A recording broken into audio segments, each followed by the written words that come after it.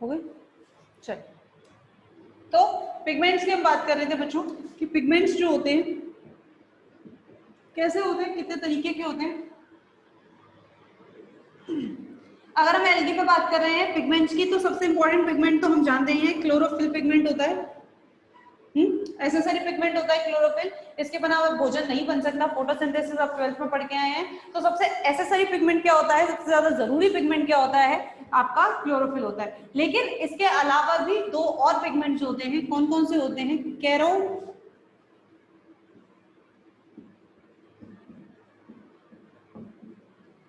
Carotenoids, ठीक है। एक होता है कैरोटिनॉइड्स और एक होते हैं आपके फाइकोबिलेंस।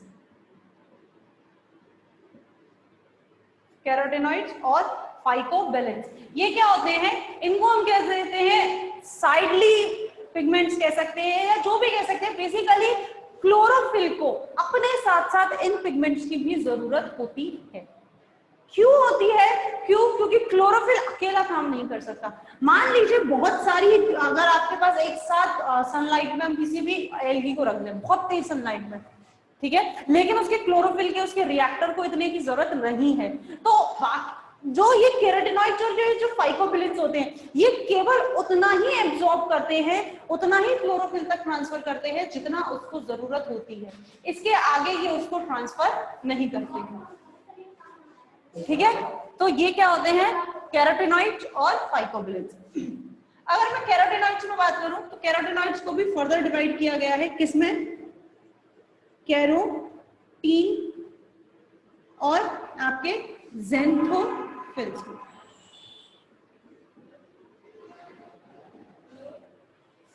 कैरोटिनॉइड्स को फर्दर डिवाइड किया गया है, किस में किया गया है? आपके कैरोटीन्स में किया गया है और ज़ेंथोफिल में किया गया है।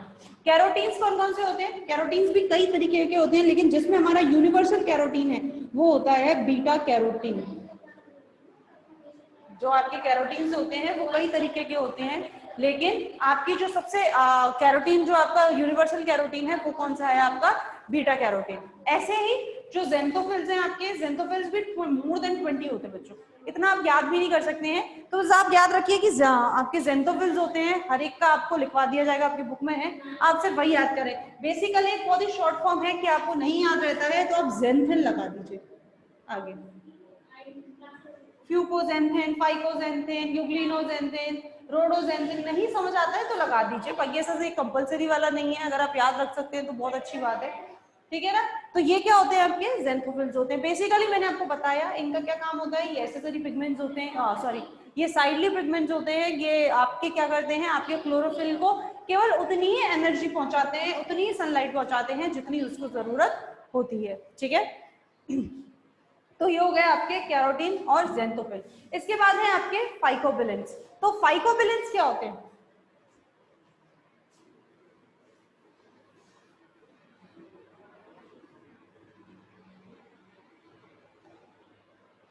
अगर मैं फाइकोबिलेंस की बात करूं तो फाइकोबिलेंस क्या है? फाइकोबिलेंस भी दो होते हैं।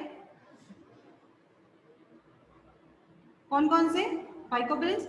एक होता है आपका फाइकोसाइनिन और एक होता है आपका फाइको इराइथ्रिन, ठीक है। दो होते हैं आपके जो फाइकोबिलेंस होते हैं, ये आपके दो होते हैं। कौन कौन से होते हैं? एक होता है आपका फाइकोसाइनिन और एक होता है आपका फाइको इराइथ्रिन, ठीक। सबसे पहली बात तो हम यहाँ कर लें कि जो आपके फाइकोबिलेंस होते हैं ये आपके पाए जाते हैं केवल VGA यानी कि ब्लू ग्रीन एल्गी और रेड एल्गी में। पहली चीज, इन दोनों में पाए जाते हैं। कारण क्या है बच्चों? कारण ये होता है कि जो ये दोनों एल्गी होती हैं आपकी, जो ब्लू ग्रीन एल्गी होती है और जो रेड एल्गी होती है, ये पाई जाती है in the depth of the सी।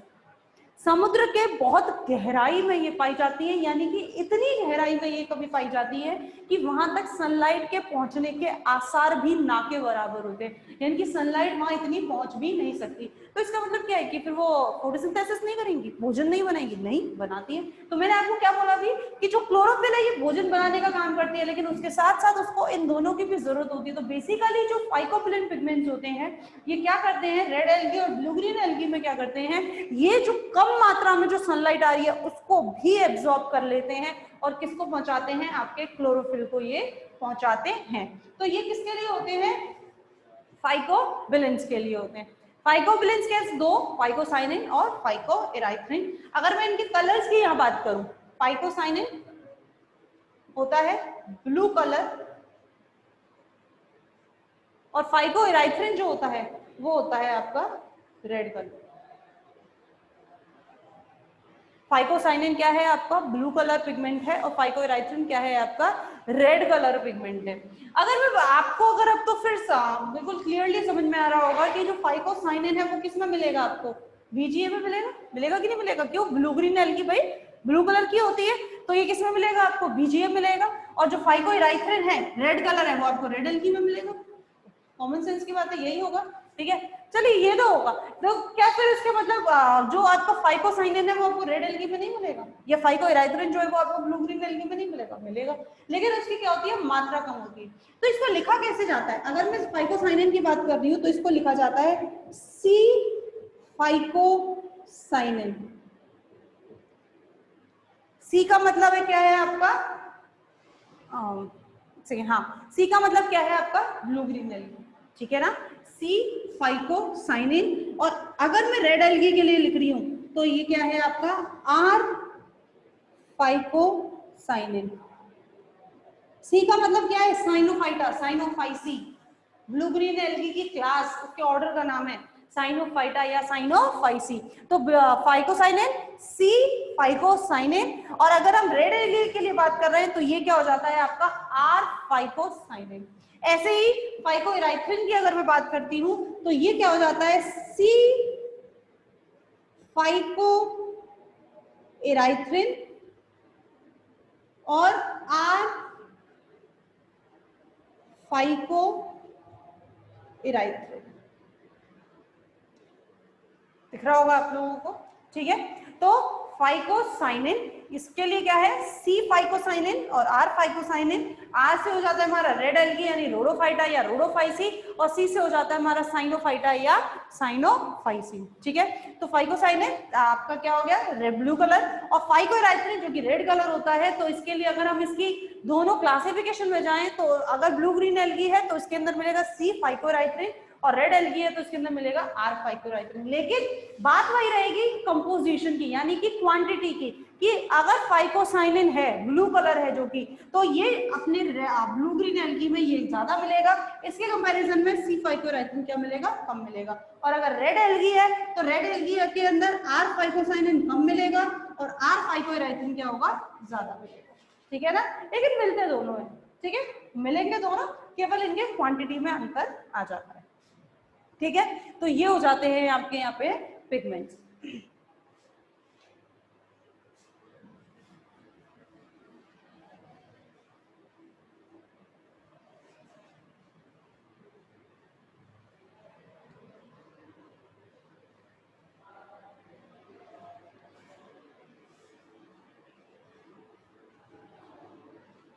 ठीक है, अच्छा एक दूसरा क्लासिफिकेशन, ये तो हो गया पिगमेंट्स के हिसाब से क्लासिफिकेशन, पिगमेंट्स के हिसाब से आपको क्लासिफाई अगर करना पड़े।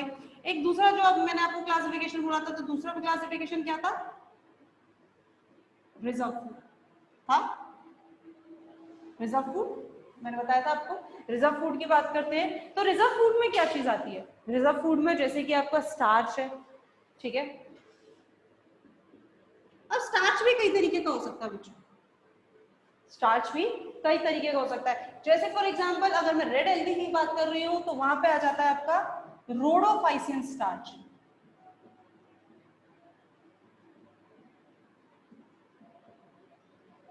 अगर मैं आपकी रेड एल्गी की बात कर रही हूं तो रेड एल्गी में आ जाता है आपका रोडोफाइसिन स्टार्च, और अगर मैं आपकी ब्लू ग्रीन एल्गी की बात कर रही हूं तो ब्लू ग्रीन एल्गी की बात आप में आ जाता है आपका साइनोफाइसिन स्टार्च,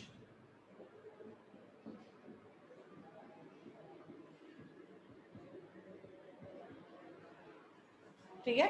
अगर मैं रेड एल्गी की बात कर रही हूँ तो रेड एल्गी में आ जाता है आपका रोडोफाइसिन स्टार्च, और अगर मैं ब्लू ग्रीन एल्गी की बात कर रही हूँ तो वहां आ जाता है आपका साइनोफाइसिन स्टार्च। और अगर मैं नॉर्मल क्लोरोफाइटा की बात कर रही हूँ, क्लोरोफाइटा की बात कर रही हूँ तो वहां आ जाता है आपका केवल स्टार्च, नॉर्मल स्टार्च, ठीक है ना।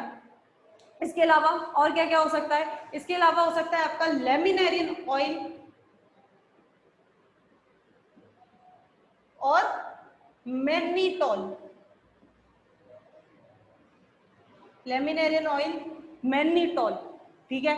ऑयल हो सकता है, फैट्स हो सकते हैं, कई सारे रिजर्व फूड होते हैं। जैसे कि अगर मैं बात करूं लेमिनेरियन ऑयल और मैग्नीटॉल की बात करूं तो ये आपको किसमें मिलता है, आपको ये मिलता है थियोफाइटा में, ठीक है। तो इस तरीके से हर एक अपने क्लासिफिकेशन का अपना जो रिजर्व फूड होता है वो क्या होता है बच्चों, अलग अलग होता है, ठीक है।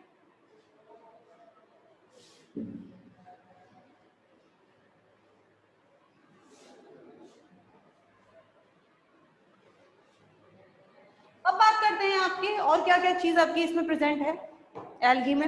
एल्गी में है आपके एक तरीके के आपकी एल्गी के बारे में बताया हुआ है। जैसे आपके अलग अलग एल्गीज के बारे में अगर हम ब्लू ग्रीन एल्गी की बात करें तो ब्लू ग्रीन एल्गी के अंदर हमें ऑसिलेटोरिया पढ़ना है, हमें नॉस्टॉक पढ़ना है, ठीक है। अगर मैं रेड एल्गी की बात करूं तो रेड एल्गी के अंदर हमें पॉलीसाइफोनिया पढ़ना है, ठीक है। तो इस तरीके से हमें इसके अंदर वॉलवॉक्स भी पढ़ना है जो कि एक ग्रीन एल्गी है, क्लोरोफाइटा है। तो हमें अलग अलग तरीके की अलग अलग एल्गीज के बारे में पढ़ना है।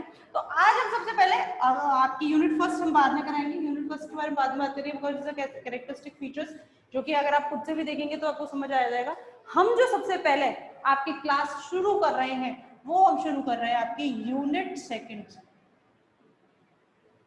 सबसे पहले आपकी जो हम क्लास शुरू कर रहे हैं वो कहां से कर रहे हैं, आपकी यूनिट सेकंड से हम आपकी क्लास शुरू कर रहे हैं। और यूनिट सेकंड में जो सबसे पहला चैप्टर है आपका वो है आपका ऑसिलेटर,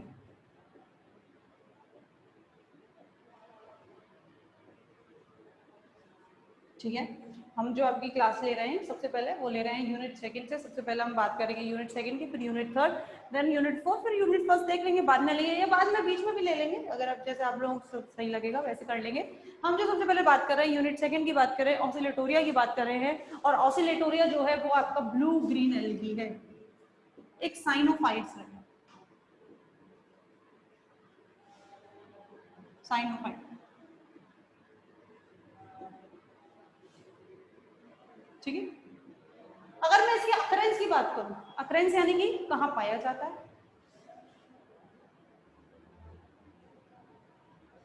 अकरेंस की अगर मैं बात करूं तो ऑसिलेटोरिया एक फ्रेश वाटर एल्गी है,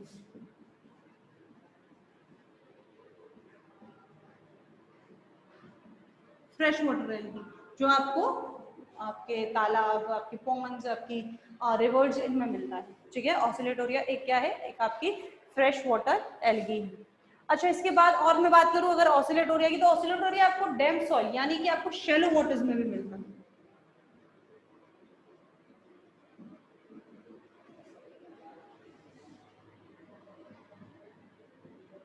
दलदली एरिया में, दलदली क्षेत्रों में भी मिलता है आपको ऑसिलेटोरिया। बहुत कम मिलता है, सबसे ज्यादा फ्रेश वाटर एल्गी है, ये बात मैंने पहले कर दी। लेकिन इसके अलावा भी आपको ये दलदली एरियाओं में शैलो वाटर्स में मिलता है, ठीक है। अगर मैं इसके रिप्रोडक्शन की बात करूं, जैसे कि आपके अलग अलग हम इसकी बात करते हैं तो सबसे पहले हमने बात कर ली कि एक फ्रेश वाटर एल्गी है, ठीक है। उसके बाद हमने बात करी ये अगर मैं इसकी ये हो गया इसका हैबिटेट। अगर आप बात करें हम इसके रिप्रोडक्शन की बात करें तो रिप्रोडक्शन में मैंने आपको पहले बोल दिया था कि जो ब्लू ग्रीन एल्गी होती हैं या जो आपकी रेड एल्गी हैं ये सेक्सुअली रिप्रोड्यूस नहीं करती हैं, केवल कैसे करती हैं, ये वेजिटेटिवली रिप्रोड्यूस करती हैं या फिर एसेक्सुअली ये रिप्रोड्यूस करती हैं, ठीक। ये हो गया इसका occurrence, habitat, fresh water algae. इसके बाद मैं बात करूं इसके पिगमेंट की, पिगमेंट्स तो मैंने भी आपसे कहा क्लोरोफिल ए तो इसके अंदर होगा ही होगा, होगा भाई, क्लोरोफिल ए तो इसके अंदर होगा ही होगा क्योंकि वो एक यूनिवर्सल पिगमेंट है। अगर मैं कैरोटीन पे जाऊं तो कैरोटीन इसके अंदर पाया जाता है, बीटा कैरोटीन, ठीक है। मैंने आपको बता दिया था कैरोटीन्स भी क्या होते हैं इसके अंदर। बीटा कैरोटीन एक यूनिवर्सल है, मतलब आपको अगर नहीं कोई सा कैरोटीन याद आ रहा है तो आप बीटा कैरोटीन लिख सकते हैं, वो यूनिवर्सल होता है। तो क्लोरोफिल ए इसके अंदर पिगमेंट है, बीटा कैरोटीन है, साथ में सबसे इंपॉर्टेंट पिगमेंट। आप क्लोरोफिल ए लिखना भूल जाए कोई बात नहीं क्योंकि सेल्फ अंडरस्टूड होता है, क्लोरोफिल ए एक यूनिवर्सल पिगमेंट है तो आप सेल्फ अंडरस्टूड है कि आप हाँ भाई ठीक है क्लोरोफिल ए होगा। लेकिन सबसे इंपॉर्टेंट पिगमेंट्स क्या है इसके, फाइकोवेलेंस, तो वो आप कभी भी लिखना नहीं भूलेंगे। तो कौन कौन से होते हैं, सी फाइकोसाइनिन और सी फाइको इराइथ्रिन, ये बात मैं अभी आपको थोड़ी देर पहले ही बता चुकी हूँ, ठीक है ना। तो ये पिगमेंट्स आप लिखना नहीं बोलेंगे, सी फाइकोसाइनिन और सी फाइकोएराइथ्रिन, ठीक। तो पहला हो गया इसका अकरेंस कहाँ पाया जाता है, फ्रेश वाटर एल्गी। दूसरा हो गया पिगमेंट्स, कौन कौन से पिगमेंट्स होते हैं। तीसरा है इसका रिजर्व फूड। तो रिजर्व फूड भी मैंने भी आपको थोड़ी देर पहले बताया है, इसका क्या होता है भाई, साइनोफाइसियन स्टार्च, ठीक है। रिजर्व फूड क्या है इसका, साइनोफाइसियन स्टार्च, ठीक है। ये क्या है इसका, रिजर्व फूड है। अगर मैं इसके रिप्रोडक्शन की बात करूं तो वो भी मैंने भी आपको थोड़ी देर पहले बोल दिया था, इसलिए ज्यादा नीचे नहीं जाएंगे कि आपको दिखे नहीं, हम ऊपर ही लिख देंगे इसका।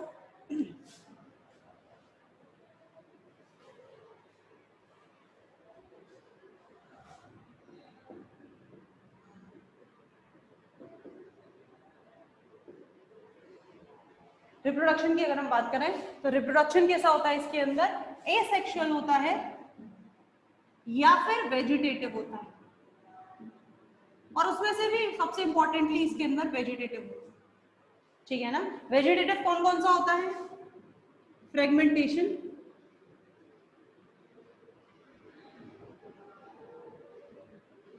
फ्रेगमेंटेशन आपको पता है फ्रेगमेंटेशन क्या होता है कि आपका ये एक ऑसिलेटोरिया है, ये इसकी स्ट्रक्चर है बच्चों।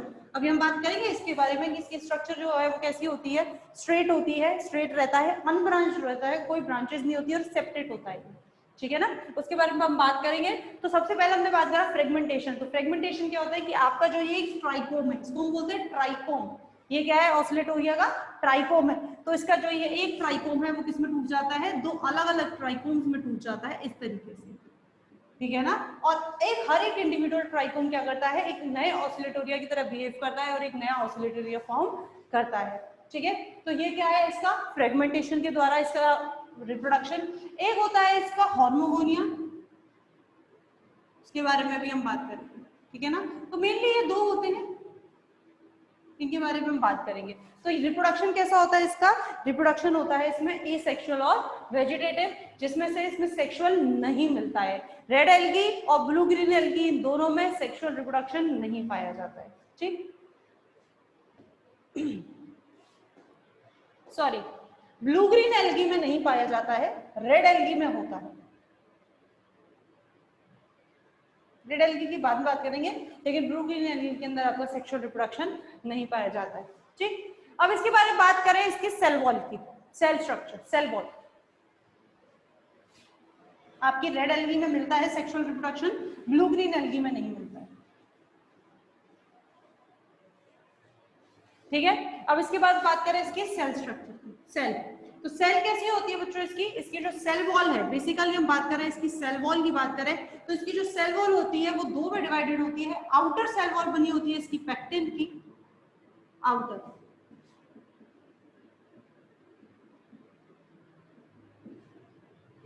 आउटर सेल वॉल इसकी किसकी बनी होती है, पेक्टिन की बनी होती है, जबकि इसकी जो इनर सेल वॉल होती है वो किसकी बनी होती है, सेल्यूलोज की बनी होती है,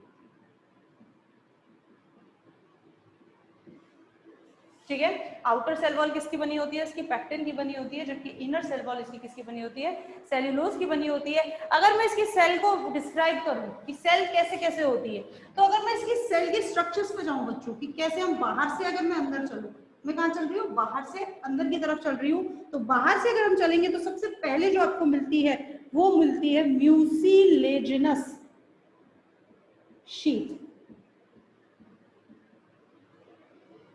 ठीक है। सबसे पहले जब बाहर से अंदर आप चलते हैं तो पहली जो लेयर मिलती है वो आपको कैसी मिलती है, म्यूसिलेजिनस शीट। दूसरी जो मिलती है आउटर वो होती है पेक्टिन सेल वॉल, यानी कि बेसिकली म्यूसिलेजिनस शीट के बाद आपको मिलती है सेल वॉल, और इसके बाद जो आपको मिलती है वो मिलती है सेल मेम्ब्रेन, ठीक है। तो इस तरीके से जो इसकी सेल वॉल होती है वो तीन में डिवाइडेड होती है। सबसे पहले सेल वॉल नहीं, सॉरी, इसकी जो लेयर्स होती है वो डिवाइडेड होती है। सबसे पहले जो आपकी बाहर होती है, बाहर से अंदर हम चलते हैं, पहले बाहर होती है म्यूसिलेजिनस शीट, जो कि एक चिपचिपी नेचर की एक शीट होती है जो इस ऑसिलेटोरिया को बचा के रखती है पानी में या बाहर और भी किसी चीज से इसको बचा के रखती है। तो बाहर की तरफ होती है इसमें म्यूसिलेजिनस शीट। इसके बाद मिलती है इसकी सेल वॉल। सेल वॉल किसकी बनी होती है? आउटर सेल वॉल होती है पेक्टिन और इनर सेल वॉल होती है इसकी सेल्यूलोज की। और तीसरी जो लेयर होती है वो होती है इसकी सेल मेम्ब्रेन। ठीक है बच्चों, तीनों ये होती हैं। इसके बाद अगर हम बात करें इसके साइटोप्लाज्म की, तो जो ऑसिलेटोरिया होता है, ऑसिलेटोरिया का साइटोप्लाज्म जो होता है,